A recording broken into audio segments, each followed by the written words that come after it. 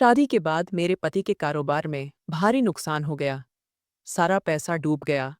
उन्होंने मुझे बदनसीब कहकर तलाक दे दिया। मैं रोते हुए चली गई। मेरे पास अनाथ की तरह कोई सहारा न था। मैं एक फैक्ट्री में काम करने लगी। वहां मालिक का लाखों का मुनाफा होने लगा। वह बोले, जब से तुम आई हो मैंने 1 से 5 फैक्ट्रियां बना ली हैं।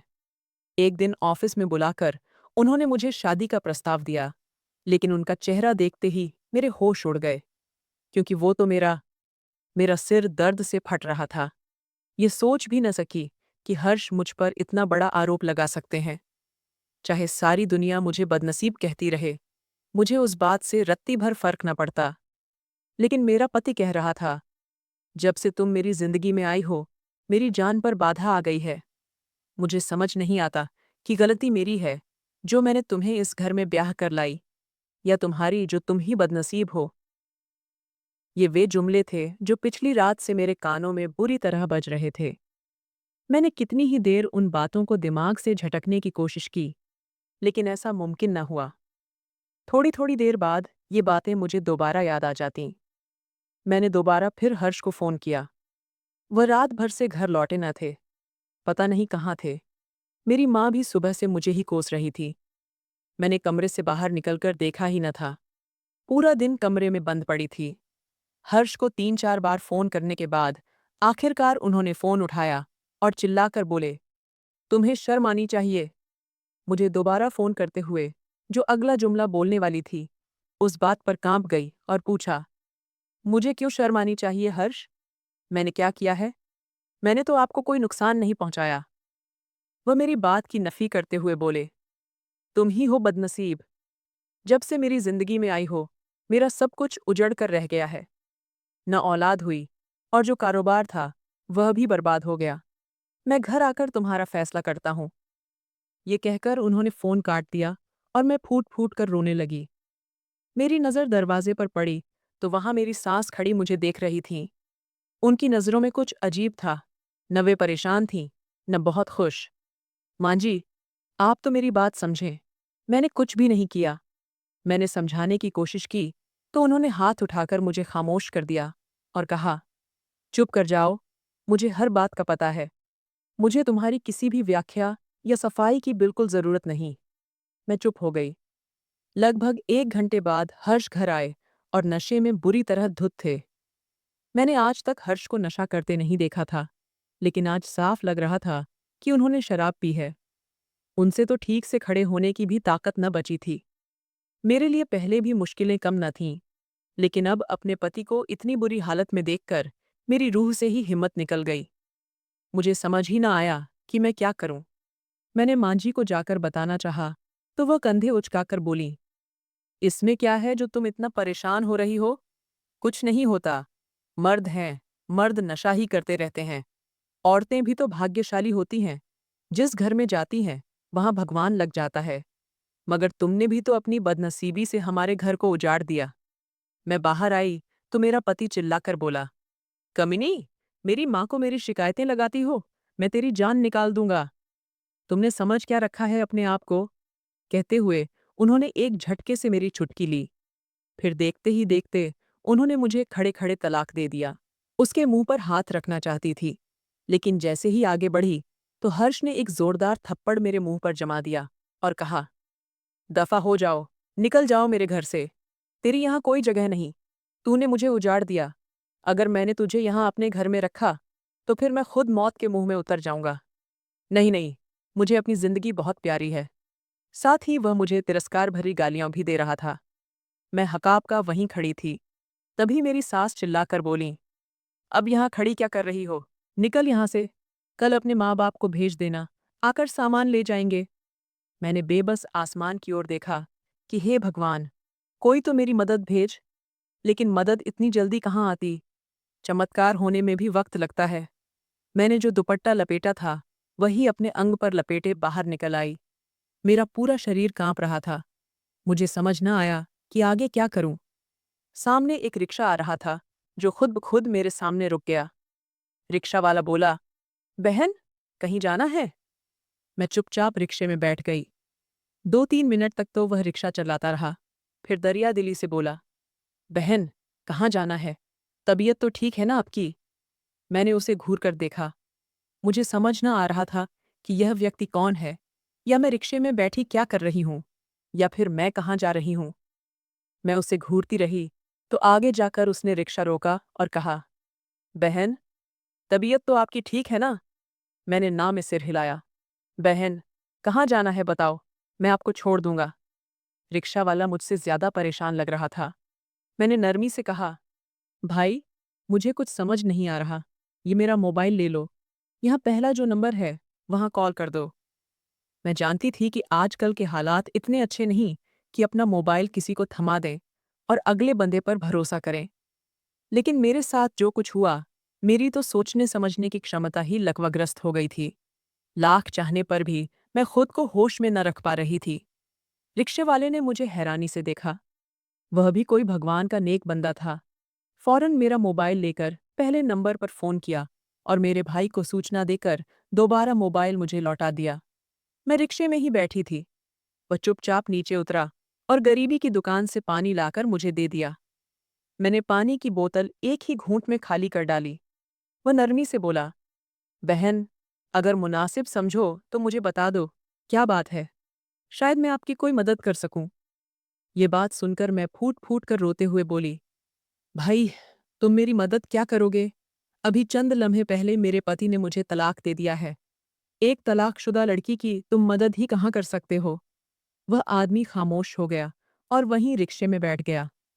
मेरे भाई को वहां पहुंचने में लगभग 15 मिनट लगे और इन 15 मिनटों में रिक्शे वाले ने मेरी बहुत मदद की। वह नरमी से मुझे यही समझाता रहा कि तलाक भगवान को अच्छा नहीं लगता, लेकिन फिर भी भगवान ने इसकी राह तभी रखी है कि आपके लिए आसानी हो। जैसे आप बता रही हैं कि आपको तलाक हो गई है, तो यानी वह इंसान आपके काबिल न रहा। उस आदमी ने जितना बन पड़ा, उसने मेरी मदद की। और यही वे लोग हैं जिनकी वजह से मुझे लगता है कि अभी तक दुनिया पर विपत्ति नहीं आई। मेरा भाई वहां पहुंचा तो मैं उसके साथ गाड़ी में बैठ गई। रिक्शे वाले का बहुत शुक्रिया अदा किया और कुछ पैसे भी दिए, लेकिन रिक्शे वाले ने पैसे लेने से इनकार कर दिया। बोला, मेरी भी बहन अगर यहाँ होती तो क्या मैं लालची होकर पैसे देखता? इस बात पर मेरा भाई खामोश हो गया, क्योंकि कहने को कुछ बचा ही न था। गाड़ी में आते ही मेरे भाई ने पूछा, यह क्या माजरा है नेहा? मैंने बता दिया कि मुझे तलाक हो गई है। वह जो गाड़ी स्टार्ट करने लगा था, एक लम्हे के लिए उसके हाथ रुक गए और मुझे घूरते हुए बोला, इसकी जुर्रत कैसे हुई कि उसने तुम्हें तलाक दे दी? चलो, मैं जाकर पूछता हूँ उससे। लेकिन मैंने साफ इनकार कर दिया। मेरी अब उस घर में कोई जगह नहीं। मुझे माँ बाप के घर ले चलो, कल जाकर सामान ले आना, क्योंकि मैं भी अब उस इंसान के साथ दोबारा नहीं रहना चाहती। ये बोलकर मैंने सीट की पीठ से अपनी टेक लगाई और आंखें बंद कर लीं।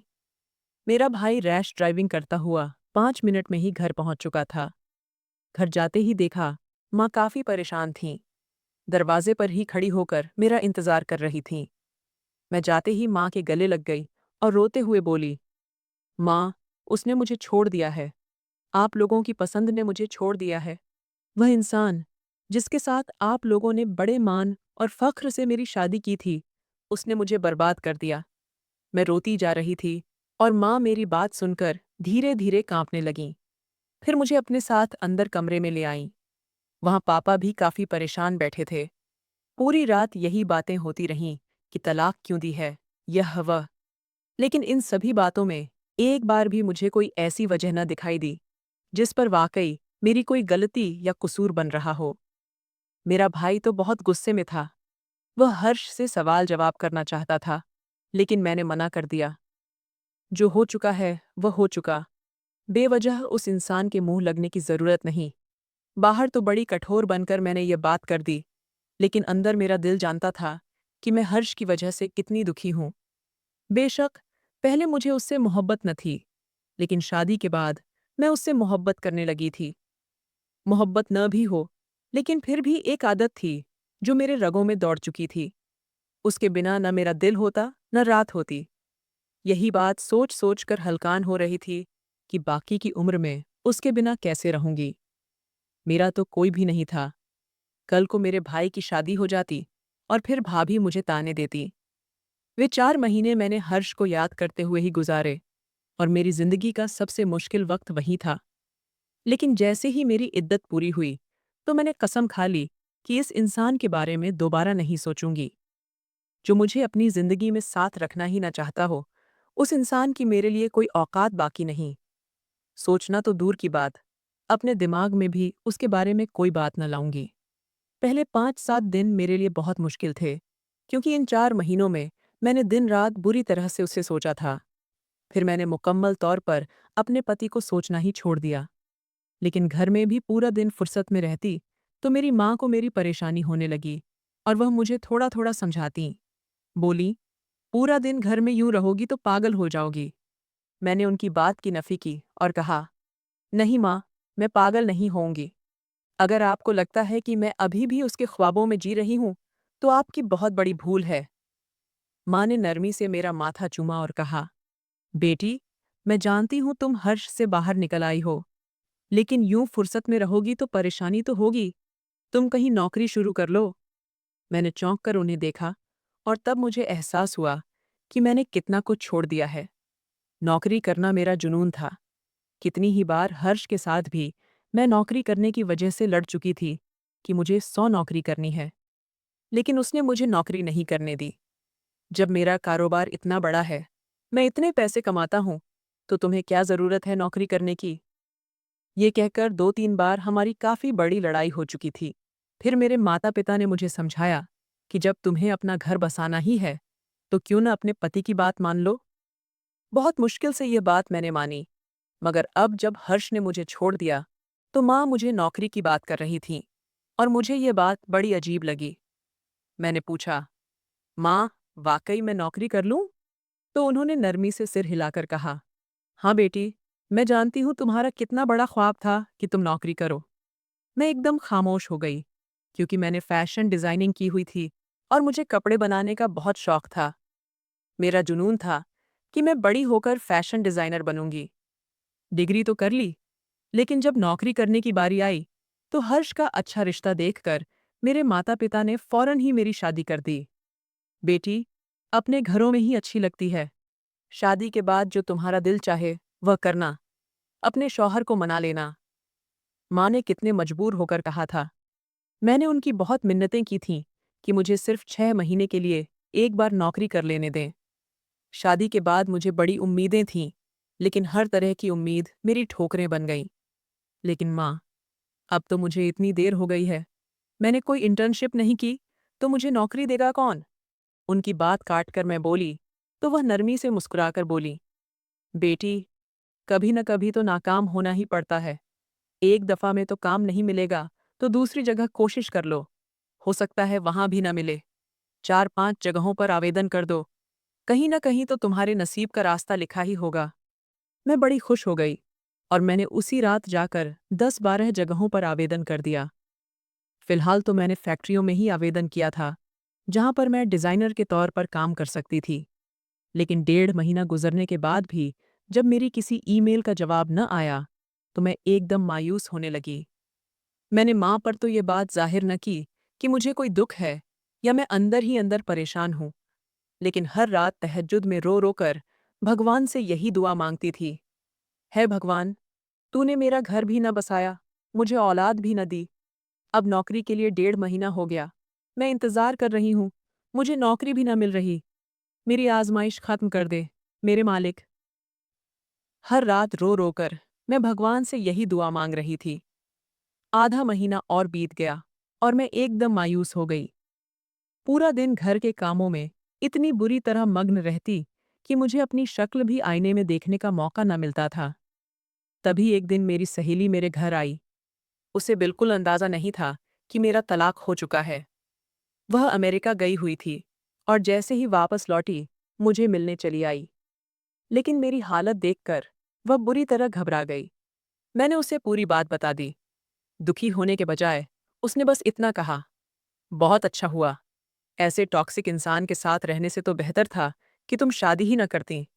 उसकी बात सुनकर दिल तो दुखा, क्योंकि उसका अपना घर बहुत खुशहाल था।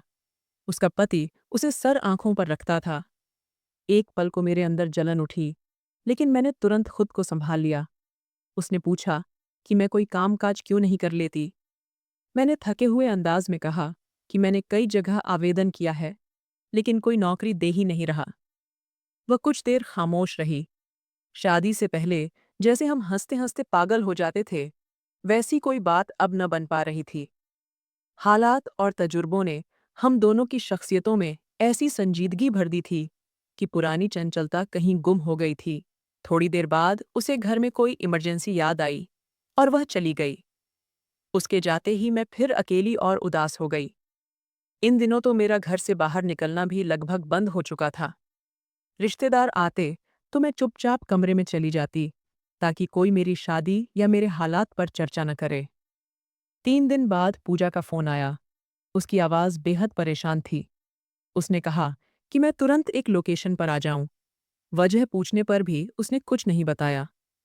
मैंने फ़ोन रखकर माँ को बताया, तो उन्होंने मुझे जाने दिया। शायद उन्हें भी यही उम्मीद थी कि घर से बाहर निकलने पर मैं थोड़ी बेहतर महसूस करूंगी। मैं पूजा की बताई हुई जगह पहुंची। वह एक वीरान सी नई इमारत थी, जिसकी पेंटिंग का काम चल रहा था। अंदर जाते ही पूजा दिखाई दी। उसने मुस्कुराकर मुझे गले लगाया और कहा कि अंदर चलें। मैंने पूछा कि यह कौन सी जगह है, तो उसने बताया कि वे लोग अपनी नई फैक्ट्री बना रहे हैं। फिर उसने मुझे बताया कि वे लोग मुझे डिज़ाइनर के तौर पर रखना चाहते हैं। पहले तो मुझे यकीन ही नहीं हुआ। उसने मेरा हाथ दबाकर कहा कि उसे पूरा भरोसा है कि मैं अपने डार्क फेस से जल्दी ही बाहर आ जाऊंगी। वह बताती गई कि फैक्ट्री उनके खुद के खानदान की साझेदारी में बन रही है और उनके पास एक और अच्छा उम्मीदवार था, लेकिन उसने उसकी जगह मुझे चुना, क्योंकि अपने ही लोग अपनों का साथ देते हैं। सैलरी भी उतनी ही थी जितनी एक प्रोफेशनल डिज़ाइनर को दी जाती है। फिर उसने कॉन्ट्रैक्ट पेपर मेरे सामने रखते हुए कहा कि सोच बंद करो, अब अपने लिए कुछ करने का वक्त है। 5 महीने से मैं सिर्फ सोच ही रही थी, अब कदम बढ़ाने का समय था। मैंने उससे बस एक सवाल किया कि फैक्ट्री तो अभी अधूरी है, फिर मैं कल से काम कैसे शुरू करूंगी? उसने नरमी से समझाया कि फैक्ट्री पूरी होने तक वे सारे डिज़ाइन्स फाइनल करना चाहते हैं, ताकि लॉन्च एक ही दिन हो सके। बात समझ में आ गई और मैंने भगवान का नाम लेकर कॉन्ट्रैक्ट पर साइन कर दिए। थोड़ी ही देर बाद चाय आई। मैंने मना किया, तो पूजा ने अजीब मजबूरी भरे लहजे में पूछा कि क्या मैं उसके साथ चाय नहीं पीऊंगी। वह कांप रही थी। मैंने पूछा कि उसे क्या हुआ, तो उसने एक गिलास पानी एक ही सांस में पीकर बस इतना कहा कि वह अभी कुछ नहीं बता सकती, लेकिन कुछ दिनों में खुद ही सब बता देगी। वह बहुत परेशान थी, पर मैंने उससे और सवाल नहीं किए। घर लौटी तो माँ बिरयानी बनाकर बैठी थीं। जब मैंने उन्हें नौकरी के बारे में बताया, तो वे खुशियों से भर गईं।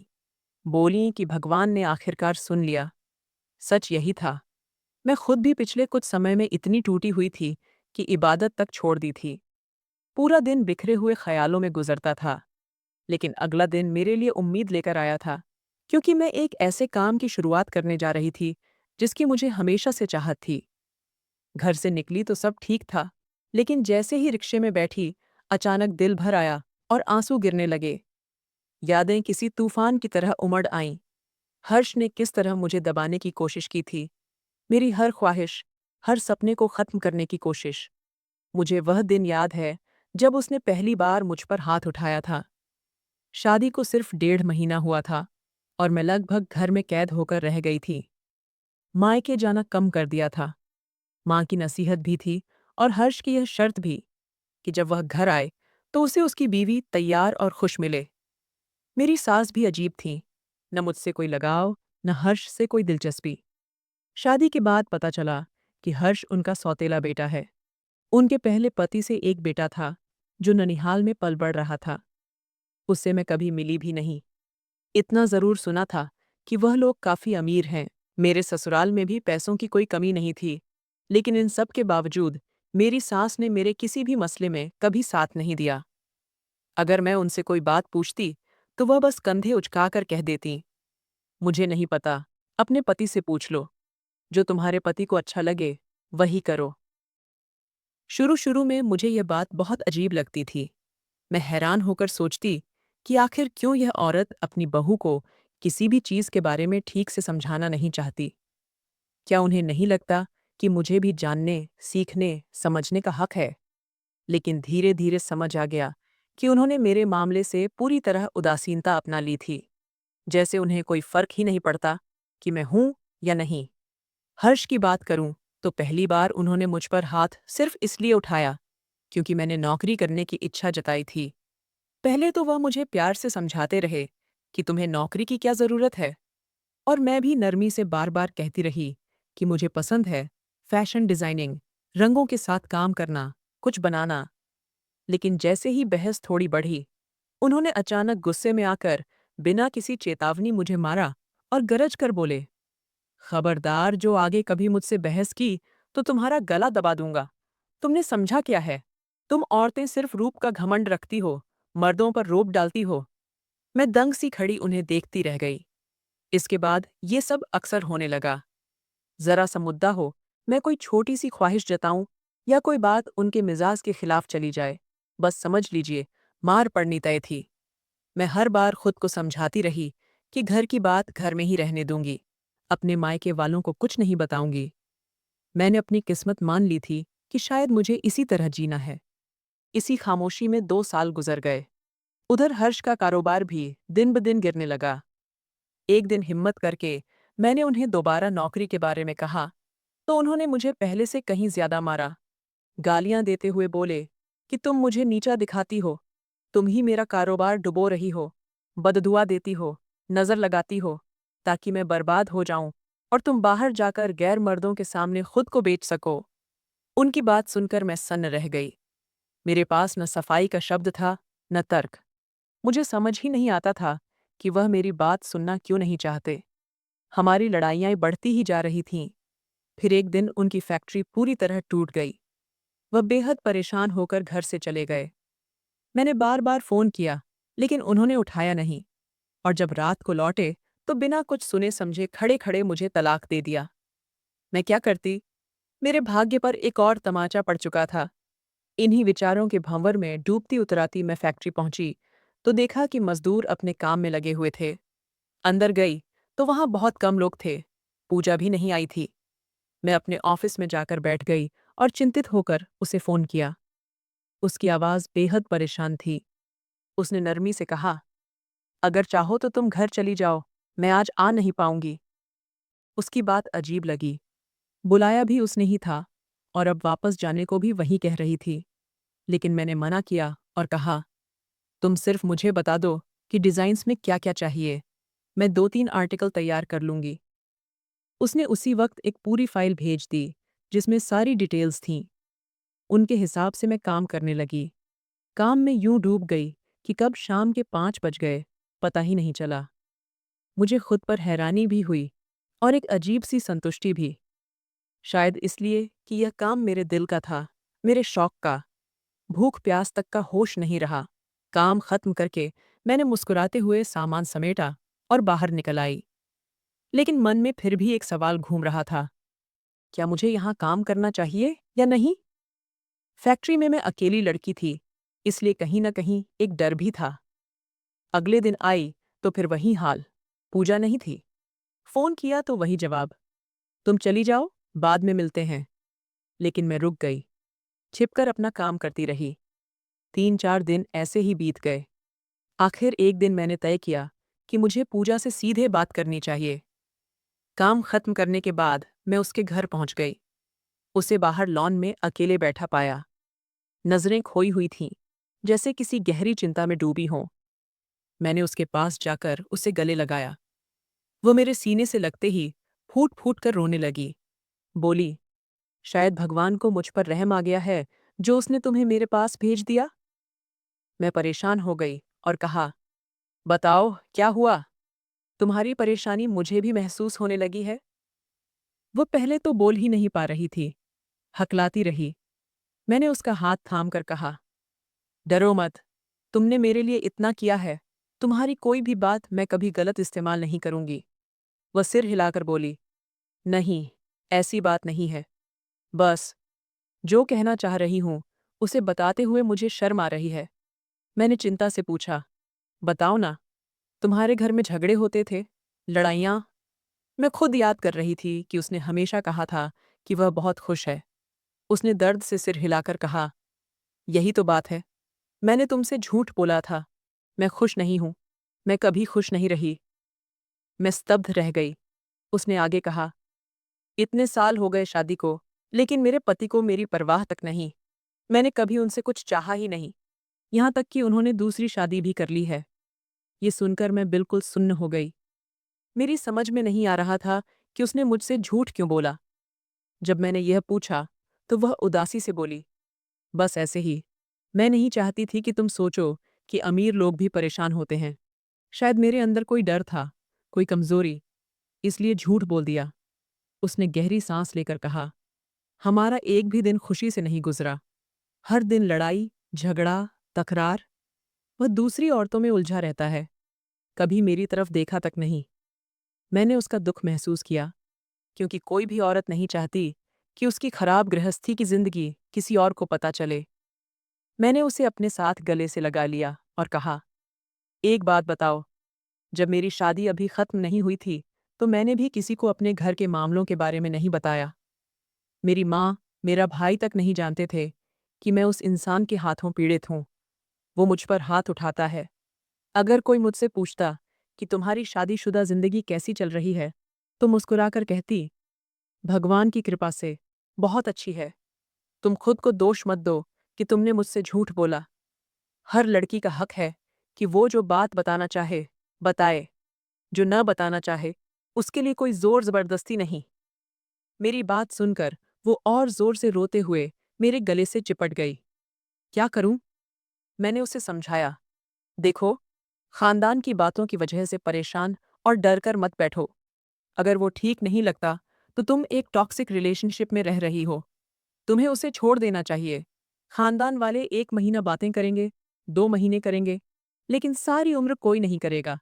जब पहले तुमने पसंद की शादी करते वक्त लोगों की बातों का ख्याल नहीं रखा, तो अब क्यों रख रही हो? काफी देर बैठी वो यही बातें समझती रही।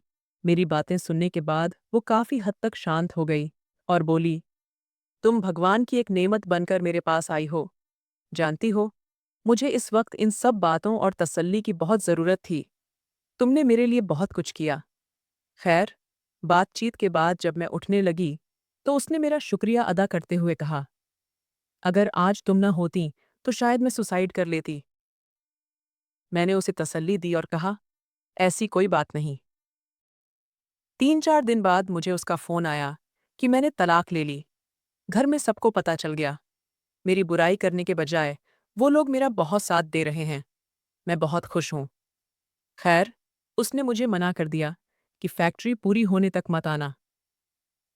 1 महीने बाद मैं दोबारा फैक्ट्री गई, तो मुझे पहले ही दिन ऑफिस में बुला लिया गया। वहां गई तो देखा, एक शख्स रॉकिंग चेयर पर बैठा था, दरवाजे की तरफ पैर करके। मैंने सलाम किया, तो उस शख्स ने अपनी कुर्सी घुमाई। मैं हैरान रह गई, क्योंकि वो पूजा का भाई था।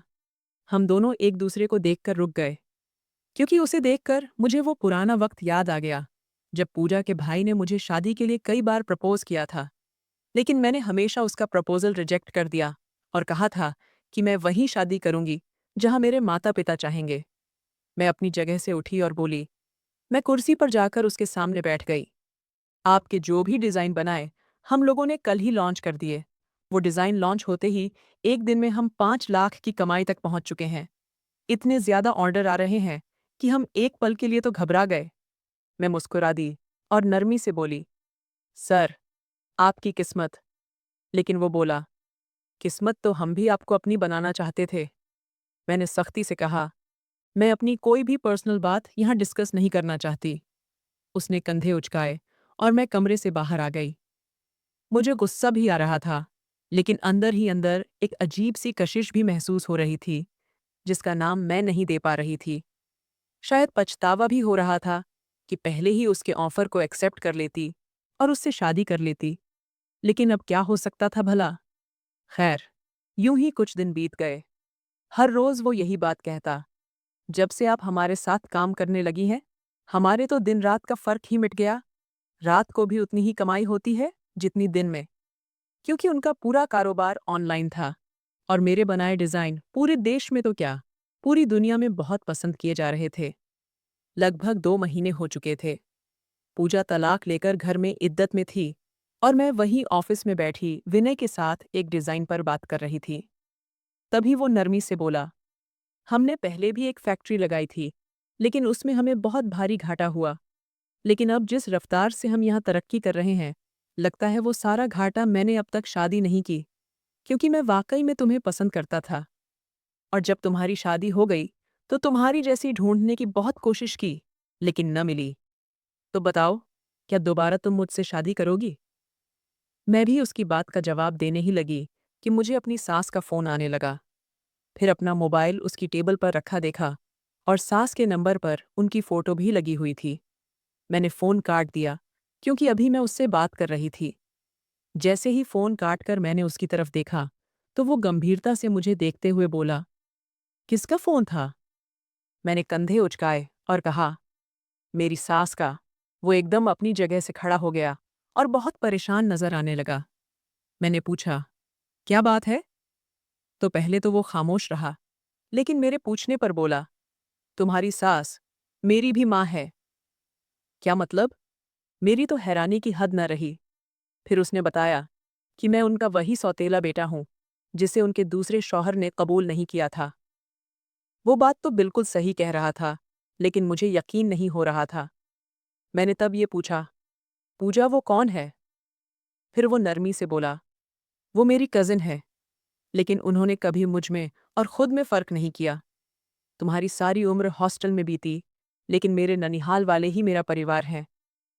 मैं खामोशी से जाने लगी, तो वो दोबारा बोला, बताओ, क्या अब तुम मुझसे शादी करने के लिए मान जाओगी? मुझे समझ नहीं आ रहा था कि क्या करूं। मेरे कुछ बोलने से पहले ही वो नरमी से बोला, मैं वादा करता हूं, किसी को भी पता नहीं चलने दूंगा कि तुम मेरी बीवी हो, यहाँ तक कि अपनी माँ को भी नहीं। मैंने ना में सिर हिलाया और कहा, नहीं, अब ऐसा तो मुमकिन नहीं कि आंटी को पता ही न चले कि मैं आपकी वाइफ हूं। तो वो मुस्कुराते हुए बोला, यानी तुम मान गई हो? मैं भी नरमी से मुस्कुराती बोली, बिल्कुल। एक इंसान ने मुझे खो दिया, तो इसका मतलब ये तो नहीं कि दूसरा इंसान मुझे पा ही नहीं सकता। ठीक है, तो मेरे घर रिश्ता लेकर आ जाना, क्योंकि तुम वो शख्स हो जिसने मुझे मेरी पहचान दी। जानते हो, मेरी तलाक क्यों हुई थी? क्योंकि अपने पहले पति को मैं बदनसीब लगती थी, जिसके आने से कारोबार तबाह हो गया। और तुम्हें मैं लकी लगती हूँ, जिसके आने से तुम्हारा कारोबार चमक उठा। तो मेरा फैसला तुम्हारे हक में ही होगा। ये बोलकर मैं चली गई। पीछे से मुझे उसकी खुशी से भरा नारा सुनाई दिया, लेकिन मैंने दिल ही दिल में भगवान से दुआ की, या भगवान, इस रिश्ते को मेरे हक में बेहतर बना देना। तो दोस्तों, यह थी आज की कहानी। आपको यह कहानी कैसी लगी, हमें कमेंट करके ज़रूर बताएं।